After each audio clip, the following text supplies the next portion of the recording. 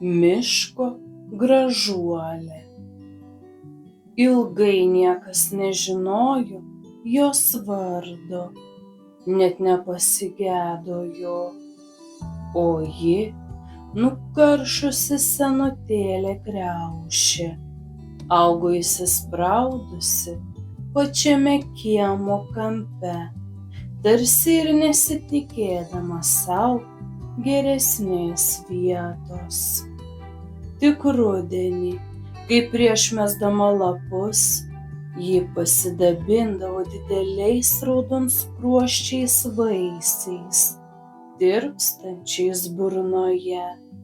Staiga senutėlę prisimindavo visi, ir vaikai, ir suaugusieji.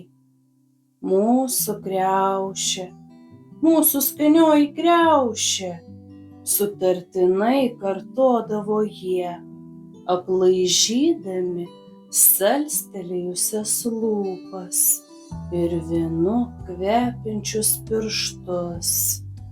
Bet kai nukrisdavo paskutinieji vaisiai, vėl ją visi pamiršdavo. Ilgam, iki sekančio rudens. Miško gražuolė, pavartęs delne purpuriniu raudoniu, nusidažiusi vaisių, lyg ir nustebo kaimynas iš kitos gatvės pusės.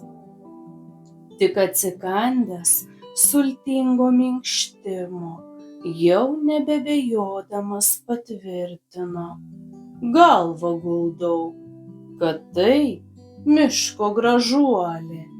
Jų bent keletas saugo mano tėviškėje. Abejoti kaimynu nebuvo pagrindo. Ir taip senoji kriaušė atgavo savo tikrąjį vardą.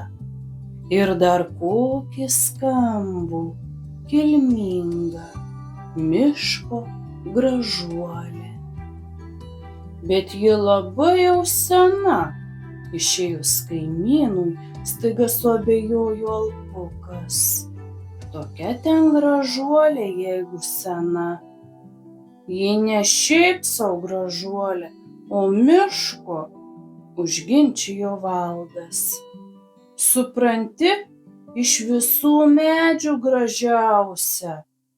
Bet miške kriaušės neauga. Auga, laukinės auga. Šita ne laukinė. Alpuko buvo tiesa. Ir Valdas prikandęs lūpą valandėlę mąstė. Keistokas vardas, nieko nepasakysi. Tikriausiai šį vardą gavo ne ji, o jo senelė ar net prosenelė, kuri augo miške. Pagaliau nusprendė Valdas. Juk galėjo tai būti. Galėjo. Dabar turėjo sutikti Alpukas. Jam dar tik 6. Jis visais metais jaunesnis už broliuką. Todėl nori ar nenori, kartais tenka nusileisti. Svarbiausia, kad dabar kriaušė turės savo vardą. Prabėgo dar savaitė. Įpusėjo spalis. Kasryt vis daugiau ir daugiau pageltusių kriaušės lapų rytais gainiojo vėjas po kiemą. O pernokusių vaisių ant medžių su kiekviena diena likdavo vis mažiau ir mažiau. Už tai kaip laukdavo dabar vaikai jų nukrintant. O rytą, užtikę ant rasotos žolės gulintį raudonskruostį, tiesiog negalėdavo atsidžiaugti. Mūsų gražuoliukas, sakydavo. Pagaliau liko tik vienas gražuoliukas. Aukštai, aukštai, pačioje medžio viršūnėje. Pūstelėjus vėjui, jis supdavosi ant liaunos šakutės, o kai pro debesų properšą nusišypsodavo saulė, jo šonai žvilgėdavo, tarsi paauksuoti. Ir Alpukas, ir Valdas širdy puoselėjo viltį būti tuo laiminguoju, kuris rytą pirmasis suras gulinti ant žolės raudonskruostį gražuoliuką. Bet šis lyg tyčia nė nemanė kristi žemėn. Vaikai ir pagalius svaidė ir bandė šaką purtyti, o raudonšonis atrodo tik šaipėsi, tarsi jam būtų lemta suptis ant šakutės iki pat naujųjų metų. Aš vis tiek jį nuprašysiu žemėn, aš vis tiek jį, niršo Valdas, vis rūsčiau ir rūsčiau, dėbčiodamas į kadaruojantį vaisių. Aš užlipsiu iki pat viršūnės ir su kartele pasikviesiu jį į svečius. Kartą jau buvo bešaukęs į talką Alpuką, tačiau persigalvojo. Kam? Kriaušė tik viena, paskutinė, dviem net po gerą kąsnį neišeis, o ir talkininkas iš Alpuko menkas. Ne, geriau jau vienas. Nutaikė progą, kai mama išsivedė Alpuką į parduotuvę batelių pirkti. Susirado 2 karteles, surišo jas špagatu, įsiropštė medin, apsidairė. Kažkas lyg ir suskrebėjo už kiemo vartelių.